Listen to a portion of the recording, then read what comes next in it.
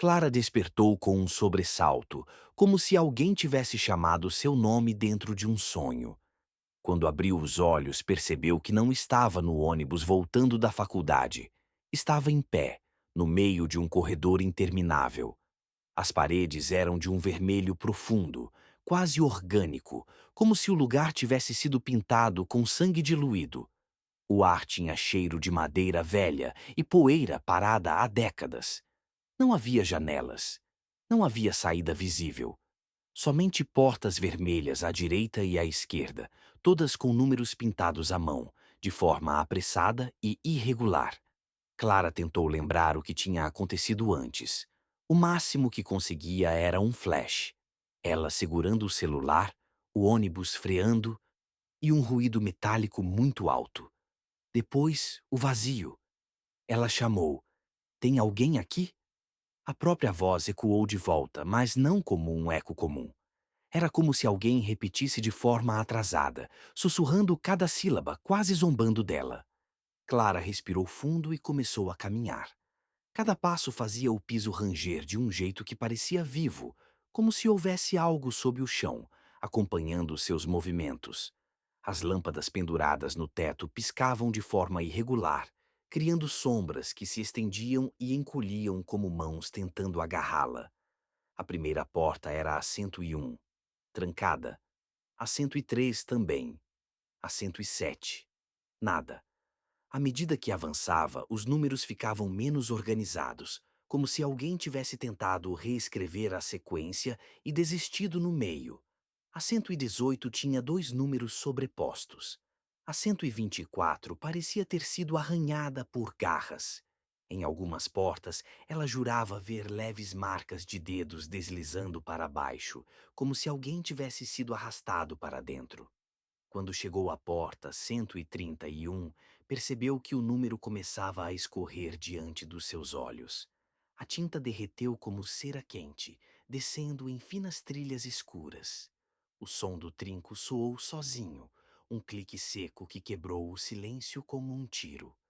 Um vento gelado tirou o ar dos pulmões dela. E então Clara ouviu algo, um sussurro vindo de dentro. Você voltou. Ela não tinha ideia do que aquilo significava, mas sabia instintivamente que abrir aquela porta era uma péssima ideia. Mesmo assim, sua mão se moveu sozinha, como se fosse puxada por um impulso invisível. A porta rangeu devagar, revelando um cômodo muito maior do que deveria existir naquele corredor estreito. Era um salão enorme, vazio, exceto por um espelho oval, gigantesco, apoiado sobre uma moldura dourada. A moldura brilhava como se estivesse respirando. Clara se aproximou. Cada passo parecia mais pesado, como se algo estivesse segurando seus tornozelos. O ar ali dentro era ainda mais frio. Cada exalação criava pequenas nuvens brancas. Quando ela parou diante do espelho, sentiu o estômago revirar. No reflexo, ela estava ali, mas não sozinha. Ao lado dela, uma versão distorcida de si mesma emergia da escuridão. A pele era pálida demais, os olhos eram completamente negros, sem íris, sem brilho, sem vida.